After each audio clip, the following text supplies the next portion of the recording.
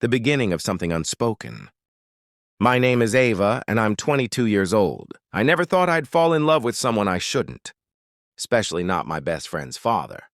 Growing up, people always said I looked like my dad. He was tall, confident, and had this peaceful strength that made everyone feel safe. When he died, I was just 5, too young to understand what forever meant.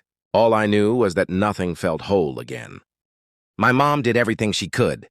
New towns, new schools, new beginnings, but for me, every change just felt like another goodbye. Then when I turned 17, my mom met Daniel. He was a widower, quiet yet kind, with a warmth that reminded me of the calm I'd lost years ago. He had a daughter, Victoria, who was my age when we moved in with them. I expected awkward silences and polite smiles. But instead, Victoria became the sister I never had. We shared everything, secrets, laughter, even dreams for the future. But as the months passed, I started noticing something else.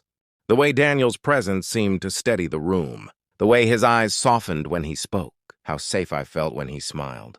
At first I ignored it, told myself it was just admiration. But down I knew it wasn't that simple.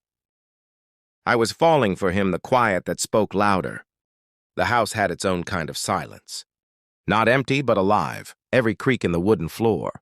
Every tick of the old clock carried a rhythm that echoed through me. One night I stood in the hallway, watching the golden glow from the living room spill into the darkness. Daniel sat there reading the light brushing against his face. I don't know why, but in that moment, it felt like everything inside me shifted. The next morning I buried myself in work sketches. Lagos, anything to keep my mind busy? But Daniel noticed I always did. He walked in quietly, a cup of tea in his hand, and placed it beside me. You look distracted, he said softly. I forced a smile, just work. But it wasn't work, it was him. It was the stillness of that house that seemed to hold a secret between us, one neither of us dared to name. The sunlight poured through the curtains, casting a soft glow across the room, and I caught his reflection in the window, calm, gentle yet distant. That evening I sat on the porch alone, listening to the wind whisper through the trees. My heart ached with confusion because loving him felt wrong, but not loving him felt impossible. The truth beneath the surface. Weeks passed, and I tried to convince myself it was just a passing thought, a phase that would fade like the seasons. But every time Daniel smiled, the world seemed to slow one night. Victoria and I were watching a movie when Daniel joined us. He sat beside me close, enough that I could feel the warmth of his arm against mine. My heart raced, my thoughts tangled. After Victoria went to bed, Daniel stayed behind to clean up. I stood there unsure of what to say. The silence between us was heavy, but not uncomfortable, more like a confession waiting to be spoken.